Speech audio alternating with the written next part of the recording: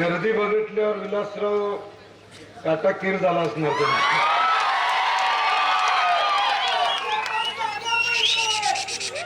विलासचं नाव आहेच नाव आहेच खटका ना.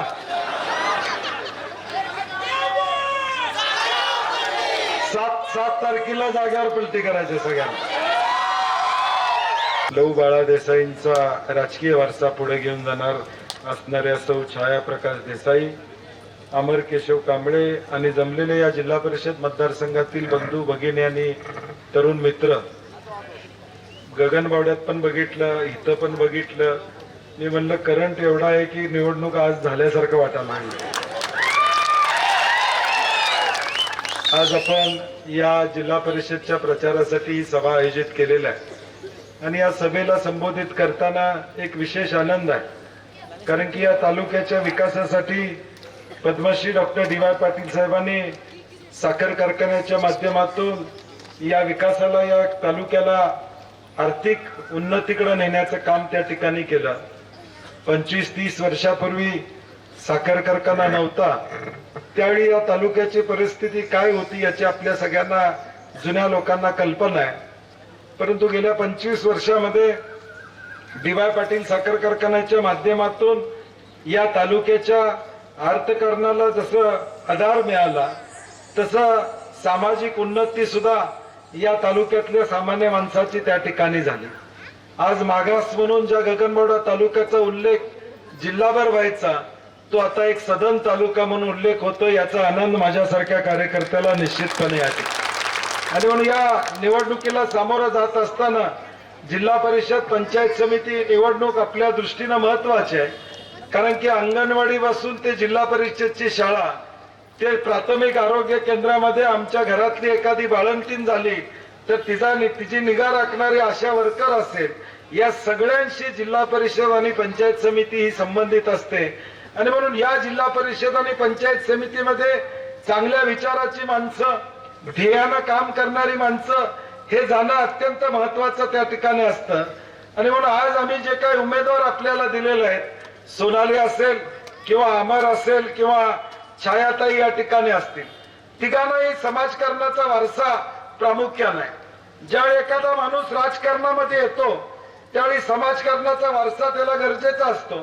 त्या घराण्याची पुण्याई असेल, वडिलांचं पाठबळ असेल किंवा कार्यकर्ता म्हणून स्वतः त्याची काम करायची जिद्द असेल, या सगळ्या गोष्टीचं ज्यावेळी मिश्रण होतं त्यावेळी एखादा कार्यकर्ता तिकिटासाठी त्या ठिकाणी पात्र ठरतो. आणि मला अतिशय आनंद वाटतो की या जिल्हा परिषद पंचायत समितीमध्ये मला वाटतं जिल्हा परिषदला फार इच्छुक नव्हते, परंतु पंचायत समितीमध्ये मात्र तिसिंगीतनं 4-5 जण इच्छुक होते.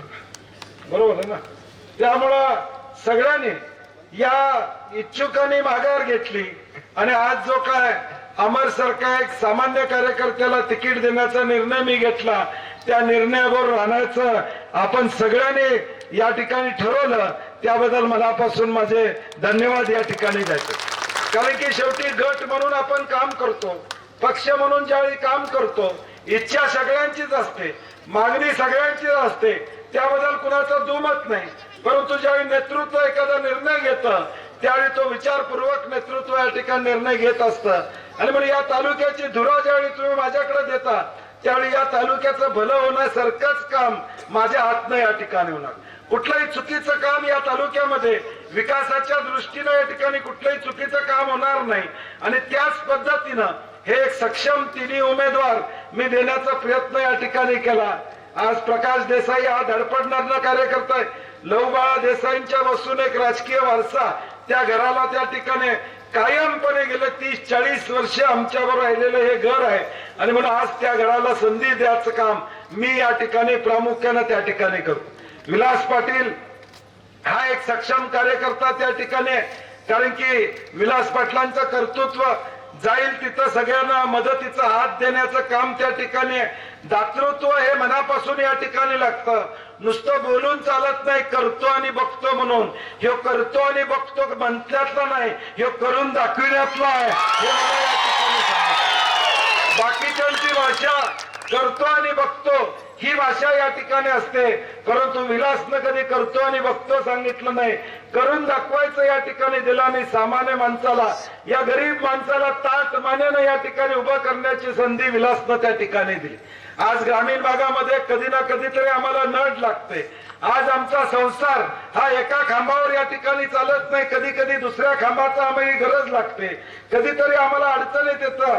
मी सुद्धा या ठिकाणी कारभार करतो, त्यावेळी आम्हालाही कर्ज काढावं लागतं, अनेक गोष्टी कराव्या लागतात. जो त्या अडचणीच्या काळात मदत करतो त्याला कधी आम्ही या ठिकाणी विसरत नाही. तसा विलास पाटलांना या तालुक्यामधल्या सामान्य माणसाला अगदी पन्हाळ्यापासून असू दे किंवा करवीर मध्ये असू दे, ज्याला गरज आहे त्याला त्या ठिकाणी मदत करण्याची भूमिका स्वीकारली. त्यावेळी जे अश्रू होते त्यावेळी तो अडचणीत असणाऱ्या माणसाचे अश्रू पुसण्याचं काम विलासनं या ठिकाणी केलेलं आहे.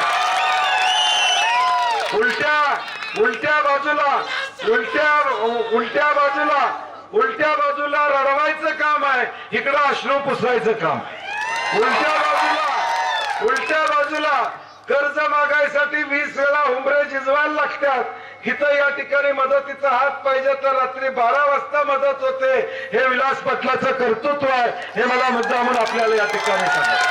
आज ज्याचा उल्लेख मानसिंगरावनी त्या ठिकाणी केला की मागच्या वेळी राजकारणामध्ये बऱ्याचदा ज्यावेळी या तालुक्याचं राजकारण करतो त्यावेळी कधीतरी विचार आला की बाबा चला आमच्या विरोधी गट असला तरी एकदा त्यांना सभापतीची संधी या ठिकाणी देऊया.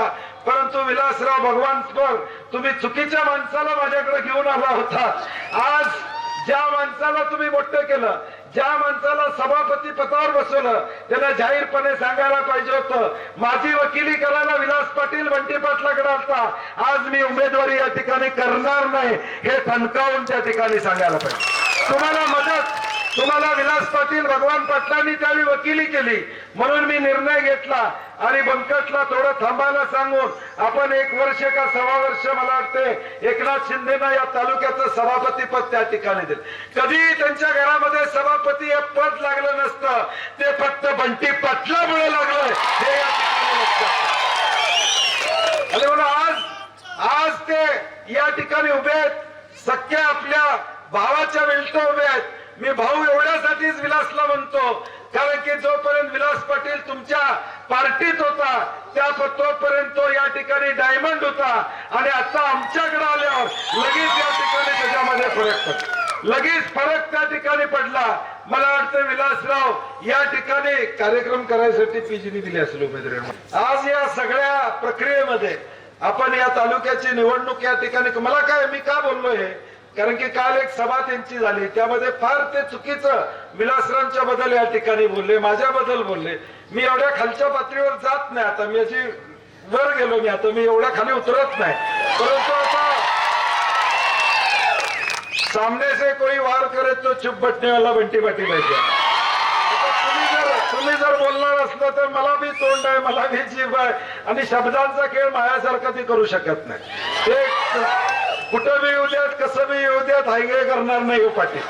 त्यामुळं ते काल बोलले म्हणून मी थोडी झलक दिलेली आहे, झलक, फक्त जास्त बोललेलं नाही. परंतु आता या जिल्ह्याच्या राजकारणामध्ये असेल, महाराष्ट्राच्या राजकारणामध्ये असेल, भाजप आणि शिवसेनेची सत्ता या राज्यामध्ये आहे. काय भाजप आणि शिवसेनेचं या ठिकाणी चाललंय? एकनाथ शिंदे साहेब तिथं उपमुख्यमंत्री आहेत, राज्यामध्ये देवेंद्र फडणवीस साहेब मुख्यमंत्री आहेत. कुठल्या तोंडाने ही लोक मतं मागतात हा माझ्या पुढे या ठिकाणी प्रश्न आहे. समाजामध्ये हिंदुत्वाचा बोलबाला या ठिकाणी करायचं. आम्ही हिंदुत्व मानतो. मी गेले 40 वर्ष रामनवमी कसबा वाड्यामध्ये करतो, मी हनुमान जयंती कसबा वाड्यामध्ये करतो, हनुमानाचं मंदिर मी कसबा वाड्यामध्ये त्या ठिकाणी बांधलेलं, दर शनिवारी मी हनुमानाला जातो. रामनवमी 40 वर्ष मी कसबा वाड्यामध्ये केली, कारण आम्ही कधी सोशल मीडियावर टाकली नाही, कारण की राम आमच्या हृदयात आहे, हनुमान आमच्या हृदयात आहे, तो आमच्या श्रद्धेचं स्थान आहे, ते आमच्या भक्तीचं या ठिकाणी स्थान आहे. तुम्ही ज्यावेळी हिंदुत्व म्हणून भाजप या राज्यामध्ये चर्चा करते त्यावेळी वाराणसीमध्ये अहिल्याबाई होळकरांनी बांधलेल्या मंदिरांची या ठिकाणी मोडतोड करताना तुम्हाला लाज वाटली नाही का या भाजपवाल्यांना? ज्यावेळी वाराणसीमध्ये तुम्ही व्हॉट्सअपवर बघितलं असेल, अहिल्याबाई होळकरांनी बांधलेली मंदिरं तोडायचं पाप या भाजपच्या लोकांनी त्या ठिकाणी केलं. मग त्यावेळी तुमचं हिंदुत्व या ठिकाणी कुठं गेलं?